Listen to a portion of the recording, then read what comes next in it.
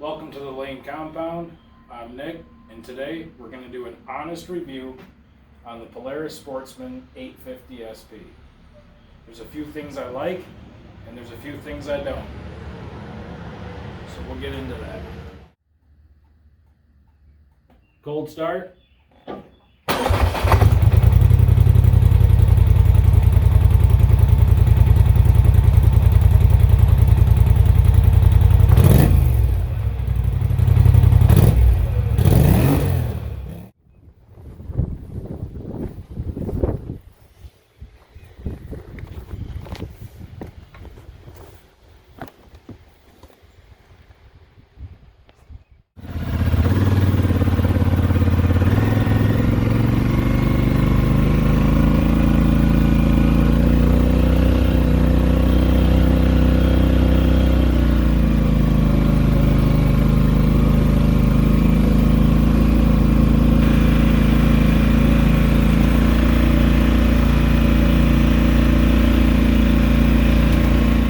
So things I like and things I dislike about the Sportsman 850 SP.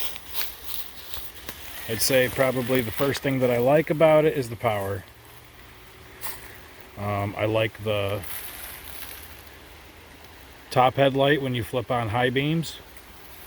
The front headlights that come stock are fairly dim, so you're going to want to make up for it with something like that. This machine is a 2019. It has a 2-inch high lifter lift kit and 27-inch Pro Armored Dagger tires. The thing that I don't like about the 2-inch lift kit from High Lifter is probably that if you see those rubber grommets right there that are holding the sway bar, if you look at the back of that grommet,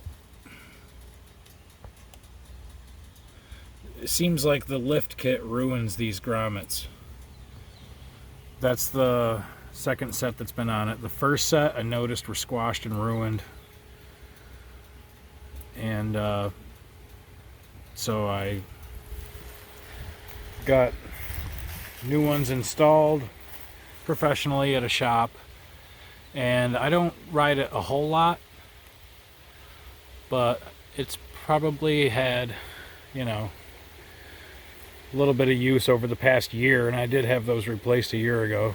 So over 1 year with the lift kit, those rubber grommets are ruined again. I like the power. The power is amazing.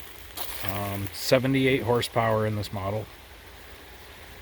And it's got power steering. I like the power steering. It's a little touchy. It's at like high speeds. It's really hard to feel the ground. So it makes for a sketchy ride at high speeds with the power steering, but at low speeds, it's great. It's just super easy to move. I don't think there's a way to adjust that. If there was, I'd probably take it down a few notches, but it's pretty intense the way it is. In the 2019 Polaris Sportsman SP, you get the back bumper, the front bumper, the stock tires that come on it. You're going to want to replace those. They're actually 2-ply tires. They're terrible. The storage is fairly decent. There's a storage compartment in the front. I took the kids out for lunch the other day in the woods on the four-wheelers. It's their bag. It holds, you can stick extra gloves, goggles, stuff like that in there. It's fairly shallow, but the sides are deep enough to hold anything you need. Don't break these latches. Well, I've learned that the latches are not cheap.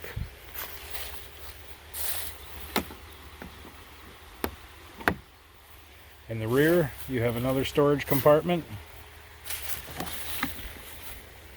We just got some rags and tow rope.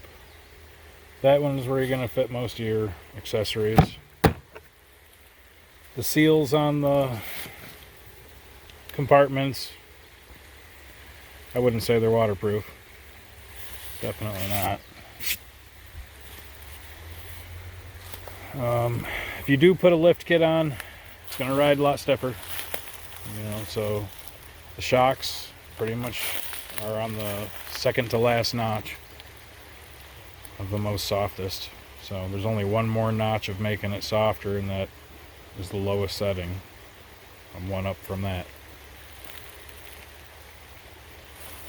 So it's cool. The rack has these kind of circle cutouts. Lowe's buckets, 5-gallon pails. They fit perfectly in there. And it holds pretty good for just being a cutout groove.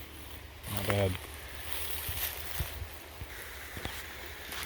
The tires I got for it are very good in mud. They'll walk through just about anything. On turf, they're going to tear up your yard. There's just no way around it. There's just big lugs. And not too wobbly on the road.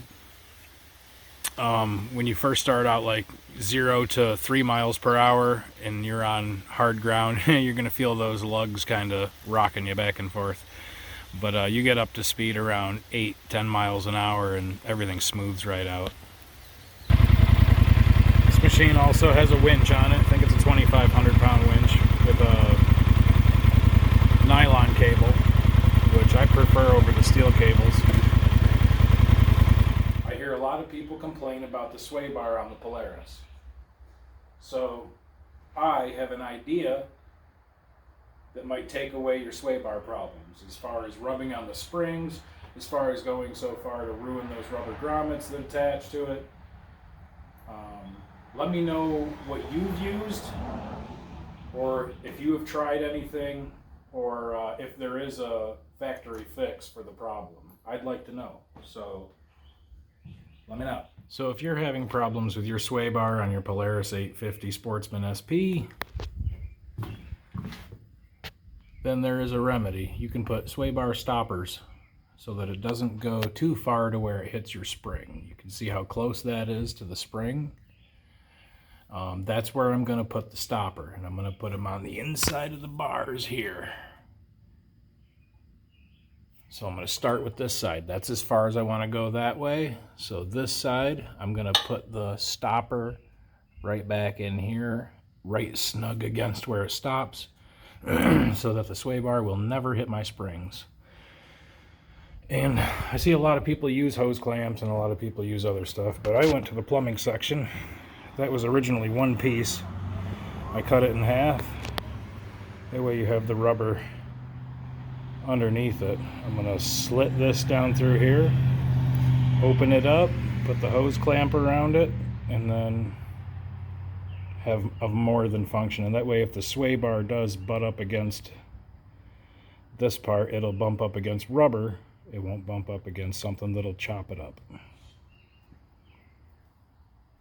And hopefully it will stop these rubber grommets from becoming tore or beat up, worn out in less than a year. We'll see. And 5 minutes later, good to go. Now it'll stop the sway bar from over traveling and rubbing on the springs.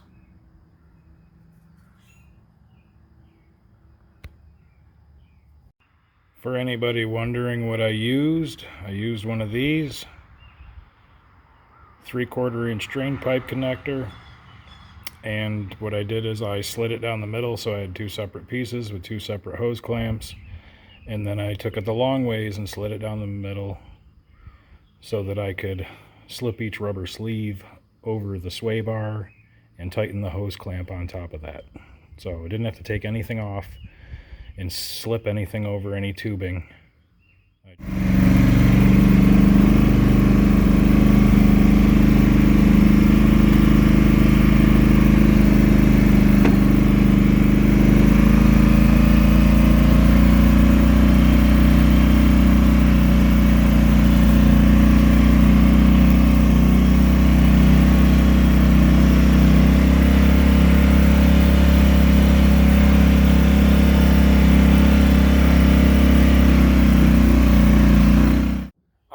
know what your complaints, your pros and your cons about your Polaris is. If you have any suggestions, please feel free to comment, and don't forget to like and subscribe.